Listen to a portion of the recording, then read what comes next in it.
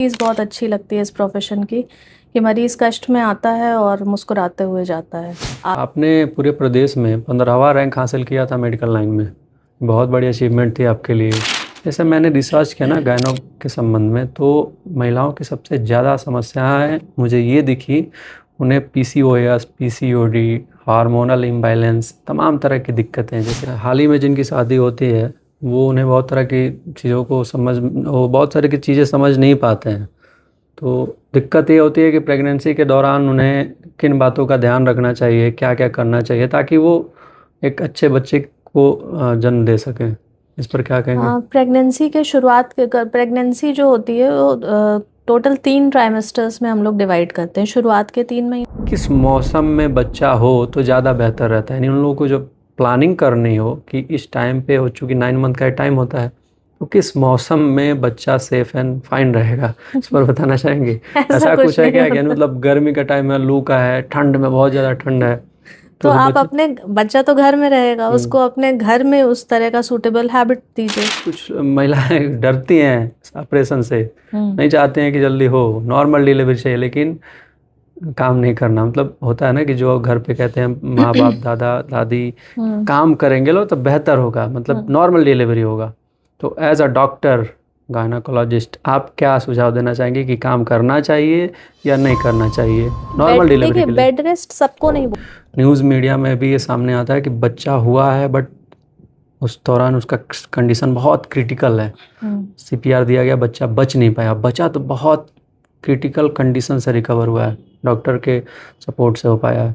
तो वो समय ना आए किसी के जीवन में, तो उसके लिए किन किन बातों का ध्यान देना चाहिए, स्पेशली उस चीज़ के लिए? से नहीं बिल्कुल, रहेंगी। नारियल पानी कहा जाता है कि प्रेगनेंसी के जस्ट बाद गर्भावस्था के दौरान नारियल पानी पीना शुरू कर देना चाहिए।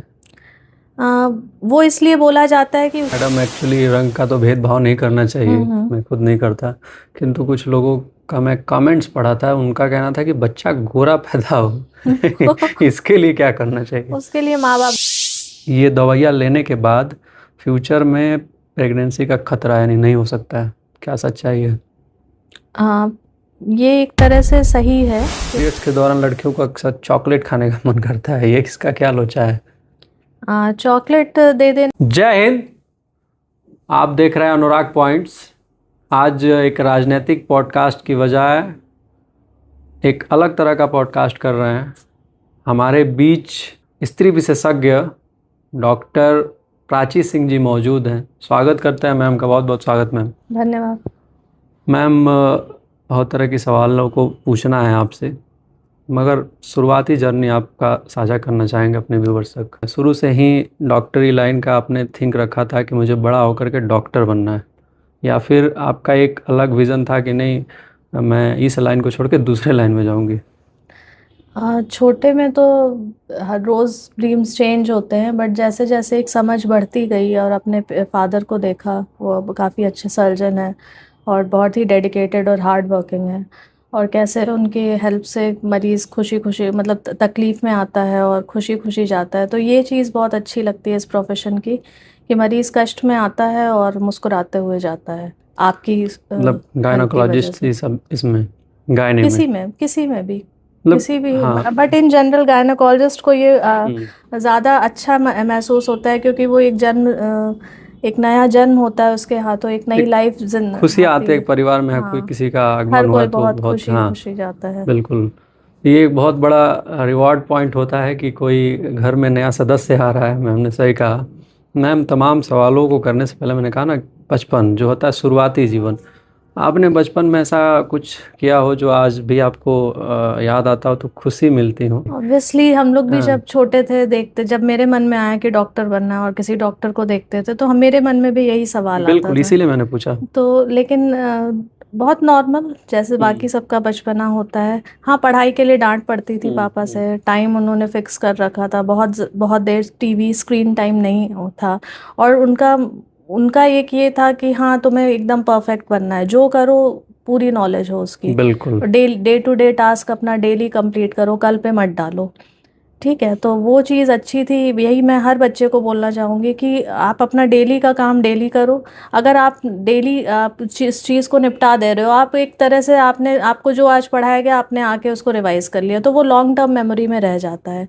और सब्जेक्ट का पूरा अच्छा नॉलेज, या तो ऑल और नन, या तो मुझे नहीं पता है या मुझे बहुत अच्छे से पता है ये चीज़।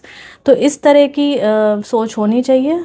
और फिर आप कोई ऐसा पर्टिकुलर इंसिडेंस नहीं है, बट डे टू डे आप जो कर रहे हो उसमें परफेक्ट करो। मैम जैसे आपने कहा ना कि डे टू डे परफेक्शन पर ध्यान देना चाहिए।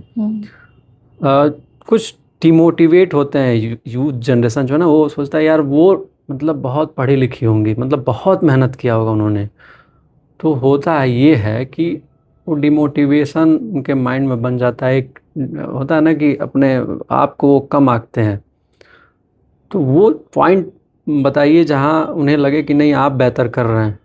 डिमोटिवेशन का जो फीलिंग हो वो उनके अंदर ना हो, क्योंकि आप अपनी अपने जर्नी जैसे शेयर करेंगे वैसे हम्म सबको ये लगेगा कि अपने हाँ। आप से कंपटीशन करिए, दूसरों को मत देखिए हम्म, वो क्या कर रहे हैं वो क्या नहीं कर रहे हैं। आप अपना, कल से आपने आज बेहतर किया, कल से मैंने आज कुछ बढ़िया किया, आज कल मैंने इतना पढ़ा, आज मैंने 2 चैप्टर पढ़ा। और मुझे परसों भी अगर कोई मुझसे पूछ ले तो वो मुझे याद है अच्छे से, बिल्कुल मैं कभी भी उस बारे में कोई भी मुझसे पूछे मैं बता सकती हूँ। तो ये सोच होनी चाहिए। और अपना काम टाइमली करिए, बस बिल्कुल। यही जीवन का मूल मंत्र है। आपने पूरे प्रदेश में 15वां रैंक हासिल किया था मेडिकल लाइन में। बहुत बड़ी अचीवमेंट थी आपके लिए। इस दौरान आपको क्या फीलिंग हुई? आपके पेरेंट्स क्या थिंक किए थे कि नहीं ये बहुत अच्छा है, या फिर और था कि नहीं फर्स्ट रैंक आना चाहिए? नहीं, वो तो नहीं, ऐसा नहीं था, बट वो लोग हम्म। बहुत खुश थे। मतलब हम्म। पेपर मेरा अच्छा हुआ था ये तो हम्म। था, बट इतनी अच्छी रैंक आएगी ये उम्मीद हम्म। नहीं की थी। और जब वो 15वीं रैंक की खबर मिली तो बहुत ज़्यादा खुशी घर में पूरे पेपर में फैली। आउट हुआ था। आपके पिताजी ने कहा था कि डायमंड का कुछ आपको वो टैग दिया गया था। हाँ हाँ, खुशी के मारे ऐसा बोला था। मेरी हाँ। बेटी हीरा है, ऐसा हम्म कहा था ना, पेपर हम्म में आउट हुए। जब आप KGMC में गई तो उसके बाद देखा गया कि लगातार आपने अलग अलग जगहों पर गोल्ड मेडल अचीव किया, जिसमें से लगभग हमको लग रहा है कि 13 14 13 के आसपास है। तो इतना ज़्यादा गोल्ड मेडल अचीव करना एक फील्ड में, मेडिकल के पढ़ाई में, इस चीज़ को आप उपलब्धि मानती हैं या फिर ये एक प्रोसेस था आपके लिए? हाँ, उपलब्धि तो है ही। मेहनत है, लगन है, हार्ड वर्क है, वही गोल्ड मेडल के रूप में आया, बस ठीक है।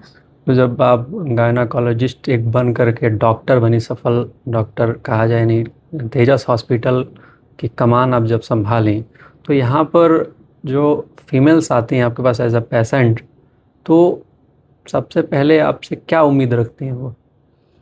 सबसे पहले किसी भी फीमेल पेशेंट की यही उम्मीद रहती है कि उसे शांतिपूर्वक बिना जज किए सुना जाए, उसकी हर बात हम्म। गंभीरता पूर्वक सुनी जाए, उसे जज ना किया जाए, और वो अपने दिल की पूरी भड़ास निकाल के मेरे सामने रख देती है। उसी में वो चाहती है उसका प्रॉब्लम्स, मतलब फिजिकल प्रॉब्लम से लेके मेंटल प्रॉब्लम, उसकी सारी प्रॉब्लम्स का निवारण हो जाए। बहुत अच्छी बात आपने कहा, क्योंकि महिला को महिला से बहुत ज़्यादा बनता है मतलब फ्रैंकली बात कर पाती हैं, बोल पाती हैं, कहीं ना कहीं सच है। तो महिलाओं को महिलाओं से तो बनता ही है। आपसे महिलाओं को, यानी जो आपके पेशेंट हैं, आप कितना ताल्लुकात रखते हैं? मतलब एक फैमिलियर वो होता है कि, या फिर एक पेशेंट के तौर पे, एक डॉक्टर के तौर पे ट्रीट करना होता है? जैसे मैं इसलिए जानना चाहता हूँ ना, क्योंकि एक डॉक्टर सिर्फ इलाज करना जानता है, वो रिलेशनशिप डेवलप करना नहीं जानता। तो क्या आपको लगता है कि एक पेशेंट को एक डॉक्टर से रिलेशनशिप डेवलप करना चाहिए, फैमिली टॉक और ट्रीटमेंट करना चाहिए? रिलेशनशिप नहीं डेवलप करना चाहिए, हम्म। आप एज अ पेशेंट ही ट्रीट करो, लेकिन हाँ उसकी हर प्रॉब्लम्स आप एज अ फ्रेंड सुनो, उसे लगे कि हाँ मेरी प्रॉब्लम्स कोई सुन रहा है। हम्म। तभी वो आपसे खुल के हर एक चीज़ बोल पाएगी जो कि बिल्कुल। आपके डायग्नोसिस, आपके ट्रीटमेंट को अफेक्ट करता है। बेहतर जो डॉक्टर होता है वो उसकी क्या पहचान होती है? वो कुछ ऐसे नोटेड नोटेड पॉइंट जो आप बताना चाहें? एक अच्छा डॉक्टर मरीज की हर बात ध्यानपूर्वक सुनता है। जी। ठीक है, अनावश्यक अनइम्पॉर्टेंट इन्वेस्टिगेशंस नहीं एडवाइस करनी चाहिए। उसके टू द पॉइंट, उसको क्या दिक्कत है उसको अच्छे से समझे, उसका निवारण करें। और बहुत ज़्यादा दवाएं नहीं, जो आप मतलब अनावश्यक दवाएं नहीं चलानी है, अनावश्यक इन्वेस्टिगेशंस नहीं कराने हैं, और प्रॉपर डायग्नोसिस पे पहुंचना। उसके लिए ज़रूरी होता है हिस्ट्री और एग्जामिनेशन। प्रॉपर आप मरीज़ से उसकी सारी प्रॉब्लम्स सुने और उसका चेकअप, फिज़िकल चेकअप जो होता है वो आप अपना प्रोटोकॉल जो आपका है वो ओवरऑल फॉलो सफल करें। इलाज उसका एक हाँ, यही हम बेहतर लोग को शुरू से निशानी है। पढ़ाया जाता है। जैसे मैंने रिसर्च किया ना गायनो के संबंध में, तो महिलाओं की सबसे ज़्यादा समस्याएं मुझे ये दिखी, उन्हें पीसीओएस, पीसीओडी, हार्मोनल इम्बैलेंस, तमाम तरह की दिक्कतें जैसे एक फीमेल को होता है, तो किन कारणों के वजह से होता है, आखिर उनको क्या किन किन बातों का ध्यान रखना चाहिए और कैसे लाइफ स्टाइल मेंटेन करना चाहिए ताकि ये समस्याएं ना आए। देखिए, जो भी एक ग्रोइंग एज, एक टीनेजर गर्ल है, तो आजकल क्या हो रहा है ना कि फिजिकल एक्टिविटी बहुत कम हो गई है। आप पढ़ रहे हैं, लगातार बैठ के टेबल चेयर पे पढ़ रहे हैं, या स्कूल्स में भी काफ़ी देर तक आपका सिटिंग ही रह रहा है, फिजिकल एक्टिविटी ना के बराबर है, गेम्स नहीं है। और घर पे भी आके आप वही दिनचर्या फॉलो कर रहे हैं। तो एक ये चीज़ लैक कर रही है। हम लोग के टाइम, मतलब टाइम क्या, हम लोग में एक गेम्स पीरियड कंपलसरी था। घर पे भी आके पेरेंट्स बोलते बिल्कुल थे नहीं, थोड़ी देर 90s के जाके दौर की बाहर। बात कर रही हूँ। हाँ, मिलेनियल मिलेनियल मिलेनियल्स, जनरेशन्स की। जेंजिस नहीं। तो जेनजीज नहीं। और उस टाइम हम लोग बाहर खेलते थे, कोई भी फिजिकल, अच्छा कबड्डी खेल लिया, वो हम्म मतलब फुटबॉल, कुछ भी फिजिकल जिसमें तो वो चीज़ बहुत अच्छी होती थी। तो उससे डिप्रेशन तो नामो निशान नहीं था। आजकल बच्चे आते हैं डिप्रेशन, कन्वर्जन डिसऑर्डर, कि पेट में दर्द है, अब कुछ भी आपका कोई डायग्नोसिस, क्विक कुछ नहीं रिस्पॉन्स पता ज़्यादा चल। कर रहे हैं इसलिए ना। हाँ, हाँ। तुरंत हमको तुरंत चाहिए, तुरंत रिस्पॉन्स चाहिए, एकदम पेशेंस नहीं है। तो वो पेशेंस, वो physical stamina, mental patience, mental stability जो होती है वो आपकी फिजिकल एक्टिविटी से आती है। और जब फिजिकल एक्टिविटी नहीं है तो भूख भी नहीं लगेगी। भूख भी नहीं लगेगी, थकान नहीं होगी, तो नींद भी नहीं आएगी, तो वो रात रात भर मोबाइल चला रहे हैं। तो सबके अपने दुष्प्रभाव हैं जो आपकी बॉडी को अफेक्ट मतलब करते लाइफ हैं। स्टाइल बेहतर करना है। लाइफस्टाइल बेहतर करना है। बिल्कुल। जैसे होता है ना कि कोई भी फीमेल हो या जेंट्स हो, वो उन लोगों की ये समस्याएं ये रहती हैं कि समय का बड़ा अभाव रहता है, तो उसमें जल्दीबाजी में बहुत कुछ जल्दी जल्दी में करना होता है। तो क्या अगर कभी कभी कुछ डिस्टरबेंस हो जाए, कभी कभी ऐसे जो आप बता रही हैं रूल्स फॉलो ना हो पाए, तो कोई दिक्कत है? यानी अमूमन हर डे वो करें, बट कभी कभी ऐसा मिस्टेक हो तो चल सकता है। अब हेल्थ रिलेटेड प्रॉब्लम्स है तो चल सकता है, बट आप कोई मूवी देख रहे हो तो मूवी देखना ज़रूरी नहीं है। स्क्रीन टाइम कम करिए आपका। मैंने देखा है कि बहुत लोग टीवी देख रहे हैं या कुछ भी ऐसा कर रहे हैं। क्या इम्पोर्टेंट होगा किसी की लाइफ में? अब अगर कोई स्कूल गोइंग बच्चा है तो उसकी लाइफ में पढ़ाई है, खेल कूद है, खाना है, बिल्कुल बिल्कुल और क्या बिल्कुल। है? No doubt. जो जो टाइम कंजम्पशन हो रहा है वो स्क्रीन की वजह से हो रहा है। चाहे मतलब दिन हो चाहे रात, स्क्रीन टाइम कम स्क्रीन करें। जो है ना, इसको थोड़ा सा कम करके आप लोग रखिए। और मैम ना ने के जो, बराबर क्या ज़रूरत है हाँ बच्चों को, मोबाइल की कोई ज़रूरत नहीं है। बिल्कुल, तो थोड़ा सा इसको बचा करके रखिए आप लोग, इससे दूरी बना करके रहिए। मैम आगे बढ़ेंगे। जैसे होता है ना कि फर्स्ट टाइम किसी भी फीमेल को पीरियड्स आता है, तो उसके मन में बहुत तरह की विकृतियाँ होती हैं, बहुत तरह के सवाल होते हैं, बहुत तरह की तकलीफ़ें होती हैं।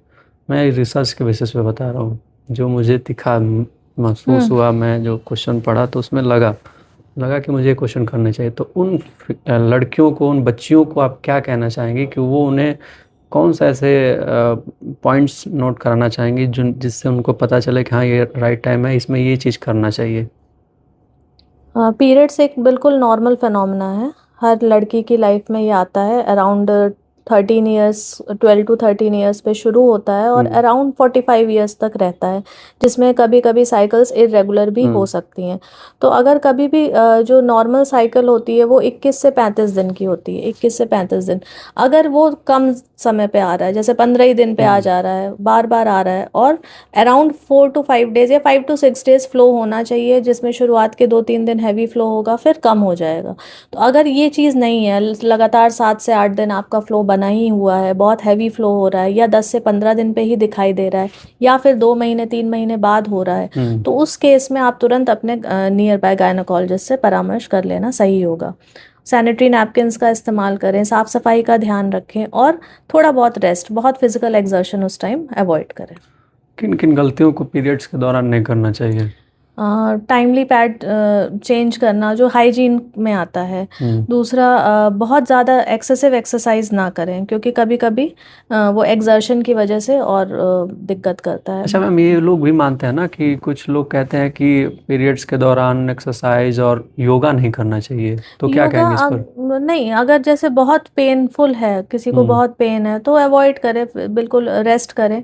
और लेकिन अगर थोड़ा बहुत है, फर्स्ट डे है, फिर नहीं है, तो स्ट्रेचिंग वगैरह हल्की हल्के मूवमेंट व्यायाम वगैरह कर कर सकते सकते हैं, हैं, बिल्कुल। थोड़ी बहुत वॉकिंग कर सकते बिल्कुल कोई भी पेशेंट होता है ना, वो या फिर कोई भी किसी को तकलीफ होता है तो हैं। उसको वो नॉर्मल ही चीज़ें करनी चाहिए। इंडिविजुअल केस बाय हाँ, केस। स्वाभाविक है, बिल्कुल। अच्छा मैडम, ये आपसे मैं जानना चाहता हूँ, किसी फीमेल को फिट एंड फाइन रहना हो, कि पीरियड्स रेगुलर टाइम पे आए, किसी तरह की दिक्कत ना हो, तो उन्हें कौन कौन से 5 हैबिट्स अपनाने चाहिए?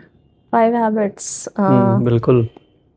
बैलेंस डाइट, जिसमें प्रोटीन रिच डाइट हो, कार्बोहाइड्रेट्स हम्म। कम, मतलब जंक फूड, फ्राइड, हम्म। डीप फ्राइड, ये सब नहीं खाना है। 7 से 8 घंटे की नींद रात में, दिन में बिल्कुल। 45 मिनट का रेस्ट होना चाहिए।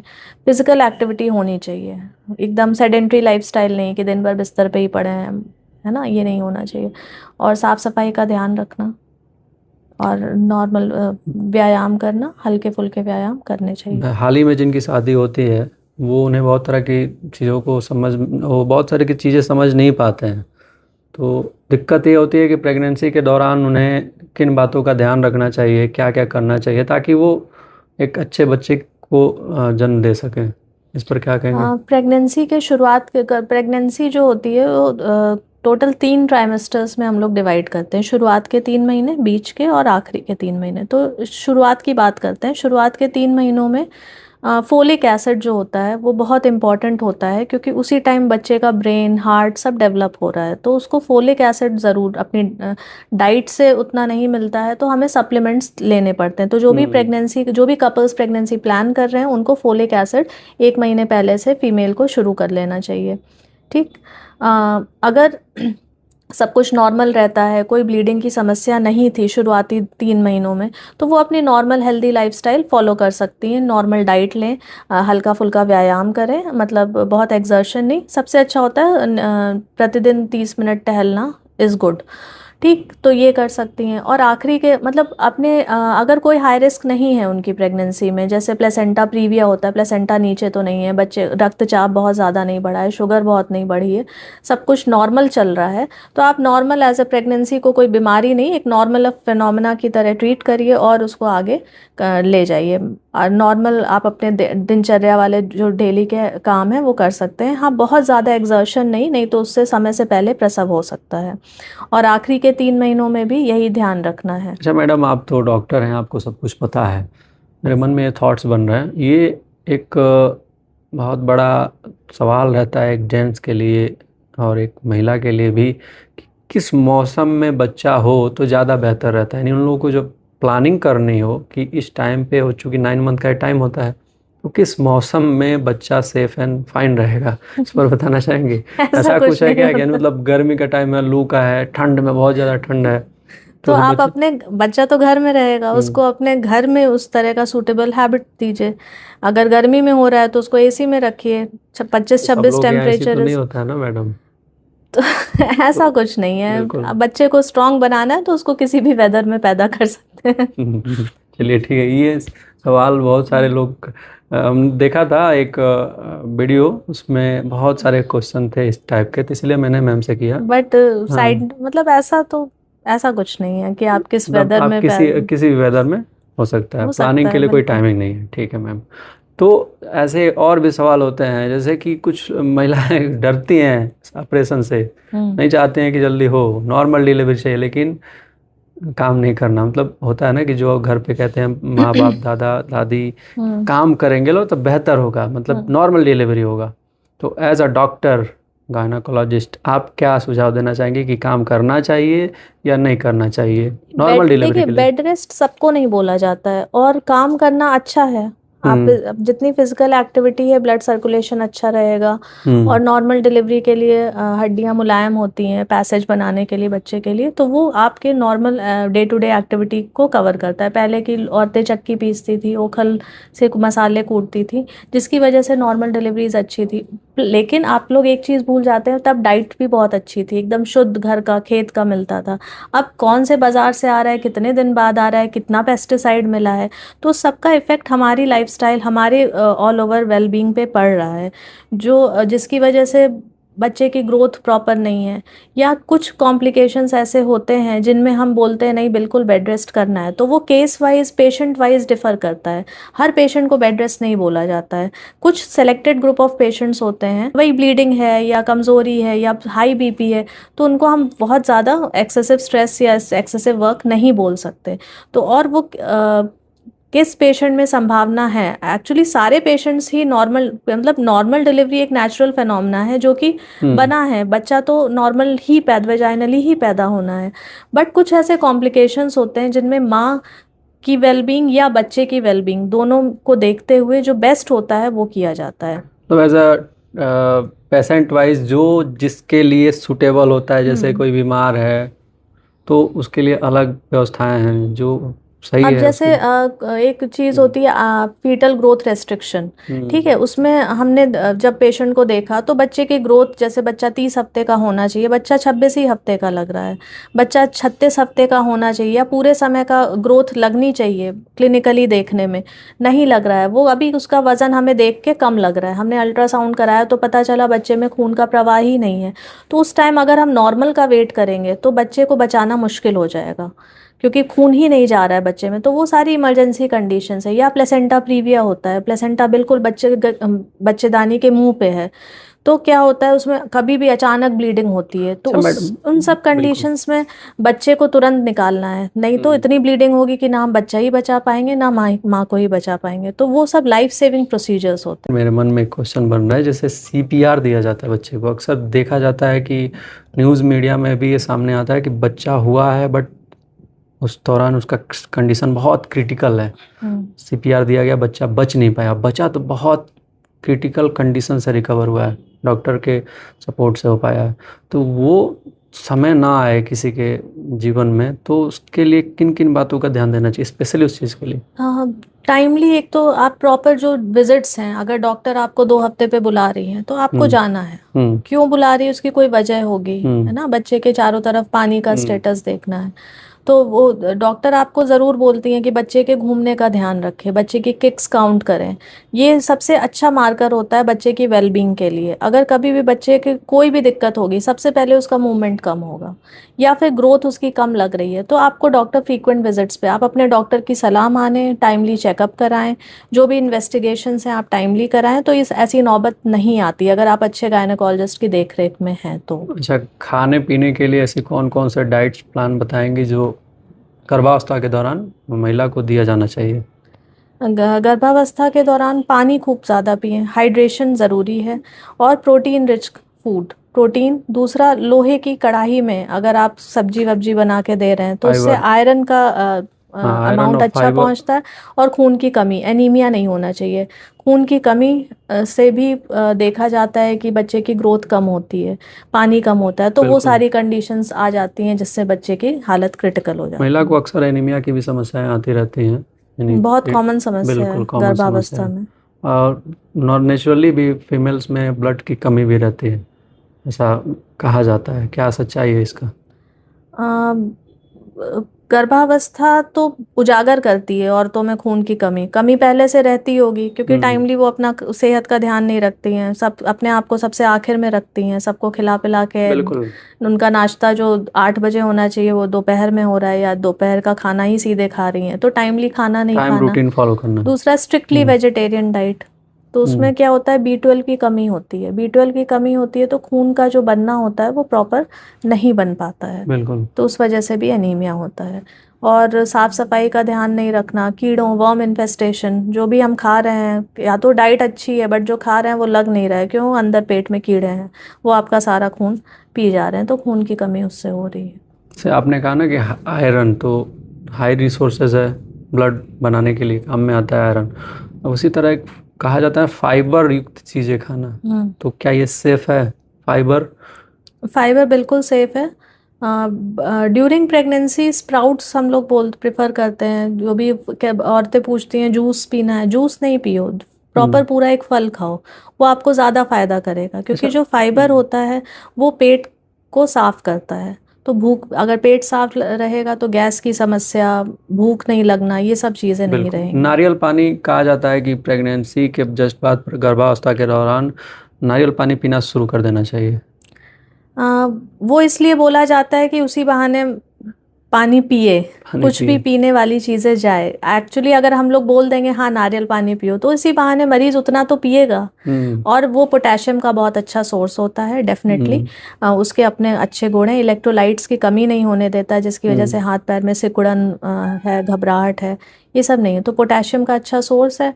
और ये इसीलिए बोला जाता है कि कोई उस पर ध्यान दे दे, उसको कम से कम एक नारियल पानी तो ला के दे, उतना तो वो पिएगी। वरना आप उसको बोलते रह जाइए दिन भर पानी पियो, कुछ खा के पानी पियो, वो काम में उलझी रहेगी, नहीं पिएगी पानी। अच्छा मैडम, एक्चुअली रंग का तो भेदभाव नहीं करना चाहिए, मैं खुद नहीं करता, किंतु कुछ लोगों का मैं कमेंट्स पढ़ा था, उनका कहना था कि बच्चा गोरा पैदा हो इसके लिए क्या करना चाहिए? उसके लिए माँ बाप गोरे होने चाहिए। तो अनुवांशिक वो अनुवांशिक है। जेनेटिकली होना। बच्चे का गोरा या काला होना उसके माता पिता के जीन्स पे डिपेंड बिल्कुल करता है। बिल्कुल, ये अनुवांशिक है, उस पर ज़्यादा ध्यान ना दीजिए। बच्चा हेल्दी हो, हेल्थ सही हो, हाँ। ज़्यादा मैटर करता है। आगे बढ़ेंगे। जैसे आज के दौर में ना, वो जो रिलेशनशिप यानी एक दूसरे का जो रिलेशनशिप है, वो एक म्यूचुअल कंसेंट के अकॉर्डिंग लिव इन रिलेशनशिप का है, girlfriend boyfriend live in relationship. तो इस टाइम में भी लोग बहुत तरह की चीज़ें उनके बीच हो जाते हैं जिसको समाज एक्सेप्ट नहीं कर पाता है, और वो लोग अबॉर्शन की तरफ जाते हैं, और जो दवाइयाँ होती है अनवांटेड, वो दवाइयों को लेते हैं। तो उसमें एक उन लोग, कुछ बड़े लोग, बड़े पैमाने पर लोगों का मानना है कि ये दवाइयाँ लेने के बाद फ्यूचर में प्रेगनेंसी का खतरा यानी नहीं हो सकता है। क्या सच्चाई है? ये एक तरह से सही है, क्योंकि जैसे कुछ लोग इमरजेंसी दो तरह की दवाई आ रही है। एक इमरजेंसी कॉन्ट्रासेप्टिव पिल है, जो कि असुरक्षित यौन संबंध के 72 घंटे के अंदर लेना होता है। वो आपकी साइकिल्स को, वो साइकिल्स डिस्टर्ब कर देता है, ठीक है, वो उसका हार्मोनल इफेक्ट पड़ता है, बट उस साइकिल पे या अगली साइकिल पे उससे क्या होता है, जो एंडोमेट्रियल लाइनिंग होती है, जो बच्चेदानी के अंदर की परत होती है, उसको वो ऐसा कर देता है कि बच्चा उसमें इम्प्लांट ना हो सके। मतलब जो मिट्टी जिसमें हम बीज बोने जा रहे हैं, उस मिट्टी को अनउपजाऊ कर देता है, ठीक है। तो लेकिन इसका साइड इफेक्ट आगे चल के भी, वो उसका साइड इफेक्ट इमीडिएट होता है, मतलब उस साइकिल पे या अगले महीने की साइकिल पे पड़ेगा। बट कुछ और ये भी होता है, एक अनवांटेड किट खाते हैं। जैसे अगर बच्चा रुक गया और वो लोगों ने मेडिकल स्टोर से जाके ले लिया, लेकिन फिर बाद में वो किसी को दिखा नहीं रहे हैं, किसी के फॉलो अप में नहीं है, तो पता कैसे चलेगा वो बच्चा गिरा कि नहीं गिरा? अगर कुछ भी अंश उसका अंदर छूट जाता है बच्चेदानी के अंदर में, तो आगे चल के वो कैल्सिफाई हो जाता है, और अंदर की परत वही है कि अनउपजाऊ, अनफेवरेबल हो जाती है आगे के बच्चे कंसीव करने में। इन्फेक्शंस हो सकते हैं, ठीक है, लगातार ब्लीडिंग हो सकती है, कभी कभी इतनी ब्लीडिंग होती है कि उसे भर्ती करके खून चढ़ाना पड़ता है, और बाद में पता चलता है इन्होंने दवा खाई थी। मतलब डेथ भी हो जाता है, ऐसा बिल्कुल, सुनने में अगर वो आता है। पहले से एनीमिक रही होगी और उसने दवा खा ली बिना डॉक्टर की सलाह के, तो इतनी ब्लीडिंग होती है कि फिर हार्ट अटैक और इस सब का भी रिस्क बढ़ जाता है। बहुत हाईली रिस्क है, और डॉक्टर के कंसर्न में ही रहिए। अगर रिलेशनशिप में रहना ही चाहते हैं तो घर परिवार को बता के रहिए क्या दिक्कत है। हम आगे बढ़ेंगे। आप अपने तरफ से महिलाओं को क्या हिदायत देंगे, यानी उनकी समुच्च स्वास्थ्य को लेकर, उनकी बेहतर हेल्थ लाइफ स्टाइल को लेकर, कि वो लाइफ स्टाइल इस कदर मेंटेन करें कि उन्हें किसी तरह की कोई दिक्कत ही ना हो? उस कुछ पिक पॉइंट और शॉर्ट नोटेड पॉइंट्स बताइए। आ, अपने आप को भी प्राथमिकता दें। आप परिवार की नींव हैं, आप अगर नींव हिल जाएगी तो परिवार हिल जाएगा। एक दिन भी माँ बीमार पड़ जाती है तो पूरा घर परेशान हो जाता है। तो अपने आप को, सेल्फ इम्पोर्टेंस इज मस्ट। आप संतुलित आहार लें, नियमित व्यायाम करें, अपनी दिनचर्या को रेगुलेट करें अनुशासन पूर्वक। मतलब फिक्स लाइफस्टाइल हो, आपका रूटीन सेट होना चाहिए, जिसमें कि डाइट इम्पॉर्टेंट होनी चाहिए, प्रोटीन रिच डाइट होनी चाहिए। खासकर अब 20s के ऊपर आपको प्रोटीन रिच डाइट लेनी है। नियमित एक्सरसाइज करनी है अराउंड 30 मिनट्स, कुछ बिल्कुल। नहीं तो सिंपल वॉकिंग 30 मिनट्स वॉक कर लिया, दैट इज़ सफिशिएंट। और प्लेंटी ऑफ फ्लूइड्स, पानी खूब पीना है, ठीक है, 3 से 4 लीटर पीना है डेली। और 7 से 8 घंटे की नींद, नींद प्रॉपर लें, स्क्रीन टाइम कम करें, ये सब ज़रूरी बातें हैं। दौड़ भाग के जीवन में थोड़ा बहुत अगर शरीर पर ध्यान दे दीजिएगा तो सही रहेगा, चाहे वो फीमेल हो या जेंट्स हो, कोई भी हो। कुछ क्वेश्चंस और भी पूछने थे जो मुझे अभी याद आ रहे हैं। पीरियड्स के दौरान मैंने रिसर्च किया था कि पीरियड्स के दौरान लड़कियों को अक्सर चॉकलेट खाने का मन करता है, ये किसका क्या लोचा है? चॉकलेट दे देने से कोई बुराई नहीं है, बट लिमिटेड अमाउंट में। उसमें कुछ ऐसे सब्सटेंसेस होते हैं जो कि एंडोर्फिन्स रिलीज करते हैं। एंडोर्फिन्स एक तरह के पेन रिलीविंग, दर्द दूर भगाने की तरह के हार्मोन्स या लोकल सब्सटेंसेस होते हैं जो शरीर में निकलते हैं, रसायन होते हैं। बिल्कुल। तो उनको खाने से ऐसे एंडोर्फिन्स का निर्माण होता है और दर्द कम हो जाता है। ऐसा बहुत सारे ब्रांड्स हैं ना, छोटा मोटा चॉकलेट बना दिए कोई अलग तरह का, तो कौन सा चॉकलेट? डार्क चॉकलेट, मतलब डार्क चॉकलेट, कैडबरी वगैरह इस सब टाइप का? जिसमें डार्क चॉकलेट हो, जी। शुगर कंटेंट कम हो। मैडम ब्रांड का प्रमोशन नहीं करना हाँ चाहते बिल्कुल हैं। नहीं। मैडम एक और भी प्रश्न है कि कुछ लड़कियां ये भी होती है ना कि उनका मन बहुत चिड़चिड़ा होता है पीरियड्स के दौरान, वो किसी से भी मार झगड़ा भी कर लेती हैं। नहीं, ऐसा कुछ नहीं। कुछ कुछ लोग बता रहे थे, मैं पूरा बाकायदे कमेंट पढ़ा था जहाँ ये सवाल किए गए थे, वहाँ पर उनका कमेंट्स पढ़ करके ही मैं बता रहा हूँ। एक चिड़चिड़ा स्वभाव होता है, किसी को चला के मार दी, घर में भाई को मार दी, बहन को मार दी, किसी से ये थोड़ा साइकिल्स के चिड़चिड़ा हिसाब ज्यादा, से। कुछ महिलाएं ज्यादा हाँ, होती हैं, आखिर क्यों होता है ऐसा? उनमें कुछ ऐसे, वही इसको प्री मेंस्ट्रुअल सिंड्रोम बोलते हैं, ठीक है। इसमें मूड चेंजेस बहुत ज़्यादा होते हैं, मूड स्विंग होते हैं। तो हमें कुछ जैसे चॉकलेट्स दे दिया या थोड़ी बहुत एक्सरसाइज होती है, उसके बाद भी ना हो तो डॉक्टर से मिल लें। वो कुछ ऐसी दवाएं, सिंपल दवाएं लिख देंगे जो कि ऐसे सब्सटेंसेस जो आपके मूड को चिड़चिड़ा करते हैं उनको कम कर देंगे, और खुश करने वाले जो हार्मोन्स होते हैं, सेरोटोनिन, इन सबको ज़्यादा निकालेंगे। जैसे घर परिवार में कोई है, जैसे भाई है, बहन है, हस्बैंड है, वो लोग उस दौरान उसको खुश कैसे रखें, जैसे मेंटली सपोर्ट कैसे करें, इस पर कुछ बताएंगे? तंग ना करें, प्लस फिजिकल मतलब थोड़ी बहुत stretching, yoga, meditation, deep breathing exercises. मतलब कराने के लिए नहीं, मतलब उन्हें क्या, किस जैसे तंग ना करे, इसके अलावा जैसे उसको और डार्क क्या? चॉकलेट दे दें। बिल्कुल। मैं आपसे जानना चाहूँगा, जो फीमेल्स हैं उनको नियमित जांच जो कराने चाहिए, आवश्यक हैं, वो कौन कौन से जांच हैं और कब कब कराना चाहिए?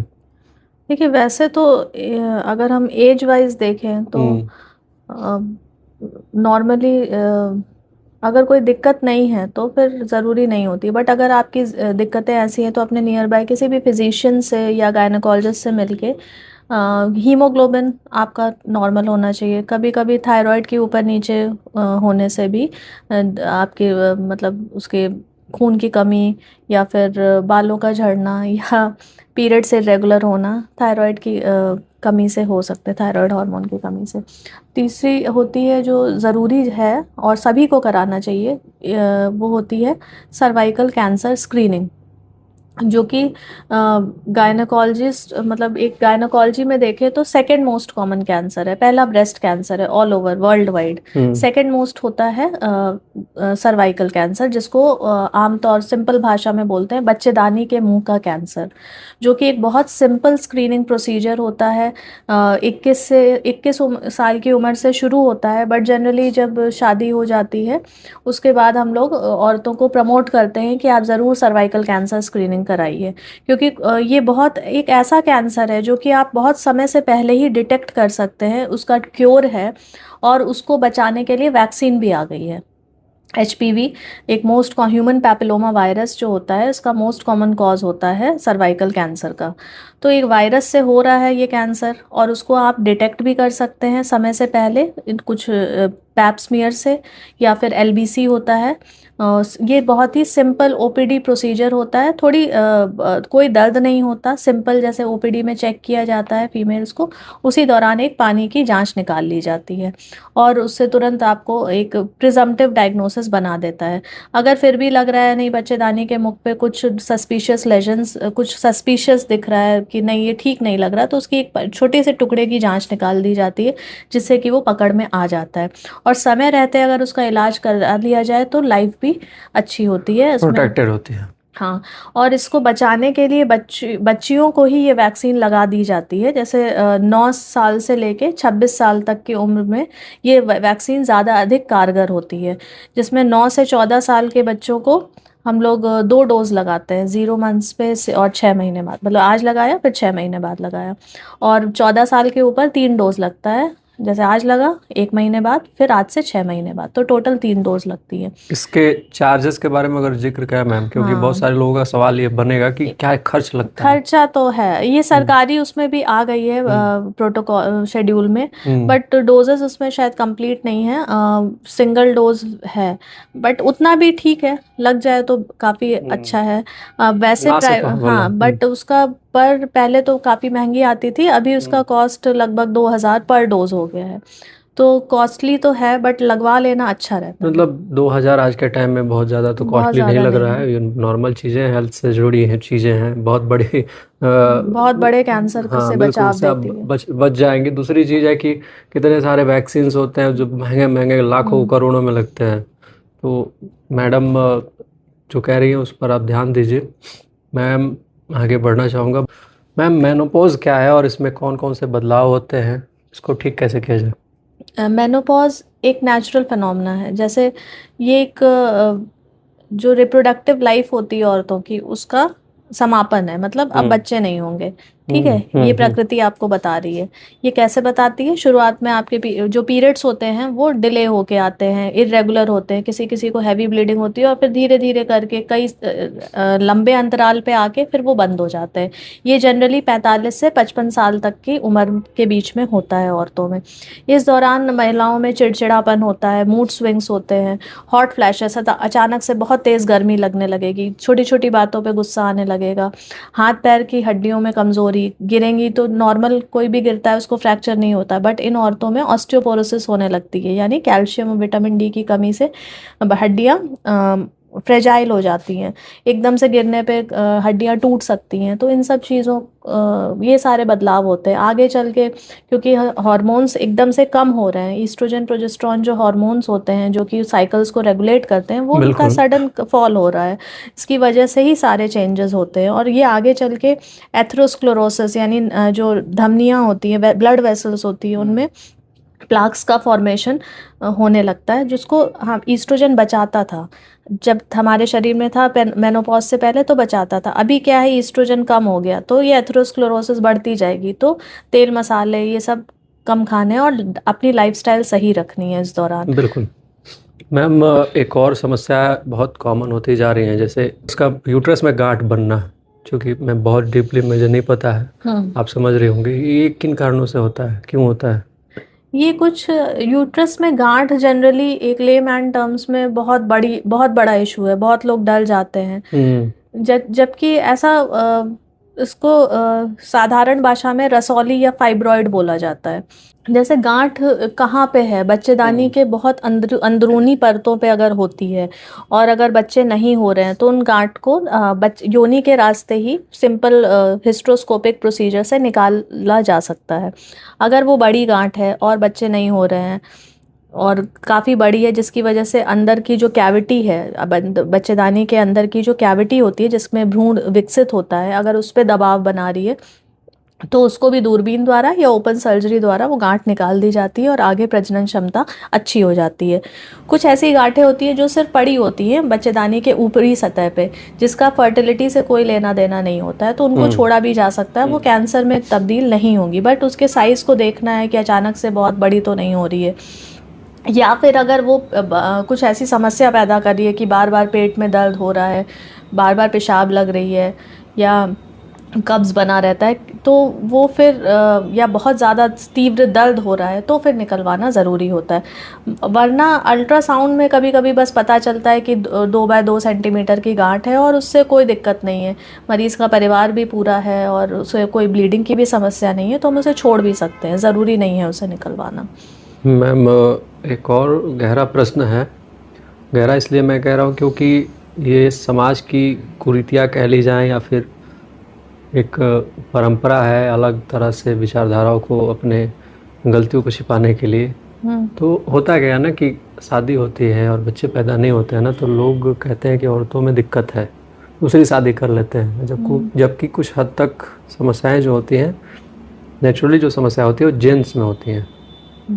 तो उनको कौन सी जांच करानी चाहिए? क्या सिर्फ महिला की टेस्ट कराने से ही सारी चीज़ें क्लियर हो जाती हैं, या फिर जेंट्स को भी जांच कराना चाहिए? बिल्कुल, इनफर्टिलिटी में हम कपल्स को बुलाते हैं। इनफर्टिलिटी कपल की होती है, सिर्फ औरत या सिर्फ आदमी की नहीं होती। किसकी वजह से है वो आप अपने डॉक्टर से मिलके वो आपको सेट ऑफ जांचें बताएंगे, जिनमें कुछ औरतों की जांचें होती हैं, कुछ हस्बैंड की जांच होती है। तो उससे पता चल जाता है किसमें क्या दिक्कत है। कुछ जांचें जो कुछ मतलब इन जांचों से हमें ये पता चल जाएगा किसमें क्या दिक्कत है और उसे कहाँ तक किस हद तक ठीक किया जा सकता है। काफ़ी हद तक कुछ ऐसी बीमारियां होती हैं जो दवा द्वारा ठीक हो जाती हैं, जिनमें नहीं ठीक हो पाती है सर्जिकली ठीक हो जाती है, उसके बाद भी नहीं होता है तो फिर हम आईवीएफ के लिए भेजते हैं। वहाँ पे सारी चीज़ें ठीक हो जाती हैं। हाँ। तो सिर्फ समस्याएं महिलाओं में नहीं, जेंट्स में भी हैं, वहाँ पर भी आप ध्यान दीजिए और हर तरह से जांच कराइए। ये नहीं कि किसी से कुछ ऐसा नहीं हो तो डायरेक्ट दूसरी शादी कर ले, फिर वो भी देखा जाता है दूसरी शादी भी होती तो नहीं होता है, नहीं होगा। कमी जिसमें है, अगर कमी हस्बैंड में है तो कहाँ से हो जाएगा।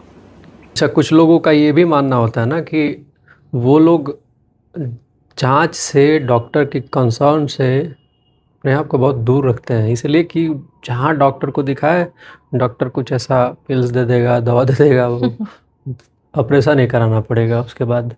क्या सच्चाई है? ये हाँ, सच है? ये एक बहुत बड़ा मिसकंसेप्शन है कि अरे डॉक्टर के पास जाओगे वो गोलियां लिख देगी और फिर तुम्हारा बच्चा नॉर्मल नहीं हो पाएगा क्योंकि उसका वज़न बढ़ जाएगा, तो फिर नॉर्मल नहीं हो पाएगा, फंस जाएगा बच्चा। तो ये बहुत बड़ा मिसकंसेप्शन है। ये लोग नहीं सोचते हैं क्यों ऐसा हो रहा है। बच्चे का बड़ा मोटापा होना कई ऐसी बीमारियों में होता है, जिसमें एक होता है जेस्टेशनल डायबिटीज़, यानी प्रेगनेंसी के दौरान शुगर का बढ़ना। तो उस केस में क्या होता है कि बच्चे का वज़न ज़्यादा होने लगता है, और ज़्यादा होने पे तब वो नॉर्मल की संभावना कम होने लगती है। तो वो एक अलग चीज़ है। लेकिन नॉर्मली भी लोग आयरन कैल्शियम, जो कि नॉर्मल रिक्वायरमेंट है प्रेगनेंसी में, जो हमें प्रॉपर अपनी डाइट से नहीं मिल पाता है, तो हम लोग सप्लीमेंट्स देते हैं कि औरतों में खून की कमी ना हो। और खून की कमी नहीं होगी तो बच्चा भी स्वस्थ पैदा होगा, पानी भी सही रहेगा, ताकि नॉर्मल हो सके। तो ये एक बहुत बड़ा मिसकंसेप्शन है जो लोगों में फैलता है कि अरे डॉक्टर के पास जाओगे तो वो तो ऑपरेशन कर देगा। और बात ये नहीं है, बात ये है कि चाहे नॉर्मल हो चाहे ऑपरेशन हो, माँ और बच्चे दोनों ठीक होने चाहिए। मैडम, मैं एक बहुत वो क्या है, कह ली जाए कि ये तो बायोलॉजी के क्लास में ही आप पढ़ सकते हैं, और मैं आपसे शॉर्ट में जानना चाहूँगा, जो ट्विंस होते हैं ना, वो किस किस वजह से होते हैं, कैसे होते हैं, क्यों ट्विंस ही पैदा होते हैं? देखिए, ट्विंस होना एक, जैसे कहते हैं ना कि अंडे का विभाजन होता है, एग डिवीजन। तो वो जब वो प्रॉपरली एक टाइम के बाद डिवाइड नहीं हो पाते हैं तो वो एक ही थैली में रह जाते हैं। अब इसकी वजह कई सारी होती है, जैसे आजकल इनफर्टिलिटी की समस्या बढ़ती जा रही है, तो कुछ ऐसी दवाएं दी जाती हैं जिसमें कि कभी कभी एक अंडे बनाने के लिए, अंडे की प्रॉपर ग्रोथ के लिए, कि हमें एक अच्छा अंडा मिले जो हम टाइमली उसको ग्रो करवा सकें।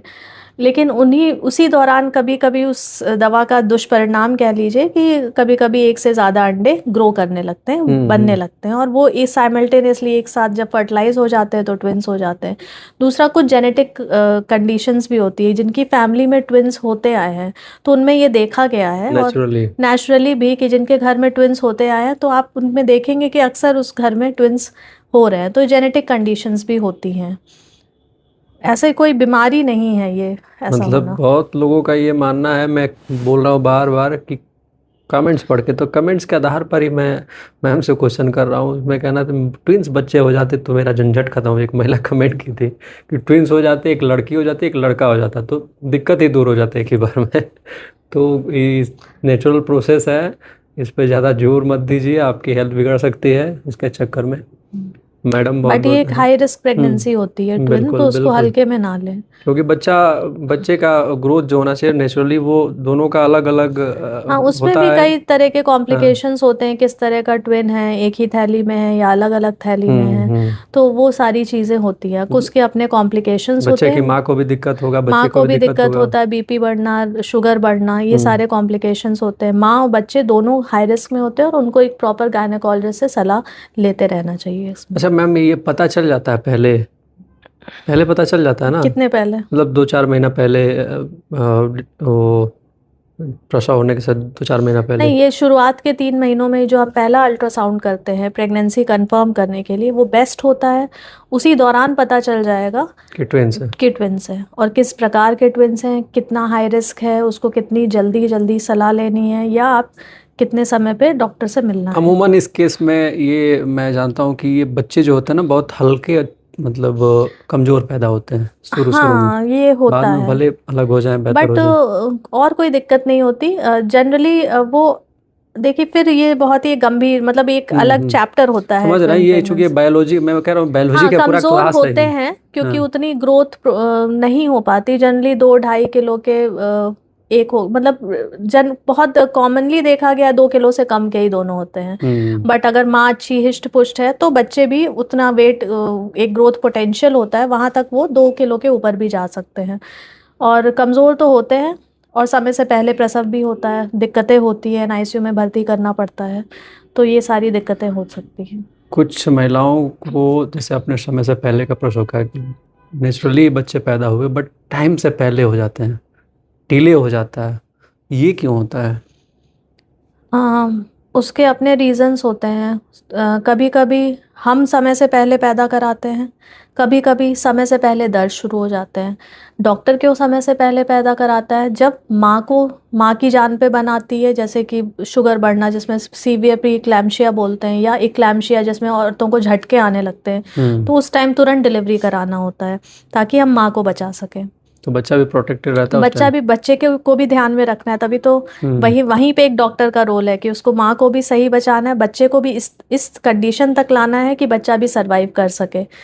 तो ये होता है। दूसरा होता है समय से बाद में जब पैदा होते हैं तो कभी कभी डेट्स गड़बड़ होती हैं। जिनकी माहवारी गड़बड़ आती है, मतलब समय से नहीं आती 2-2 महीने पे, तो उनमें डेट्स का मिस कैलकुलेशन होता है। तो वो मोस्ट कॉमन जो हम लोग ओपीडी में देखते हैं।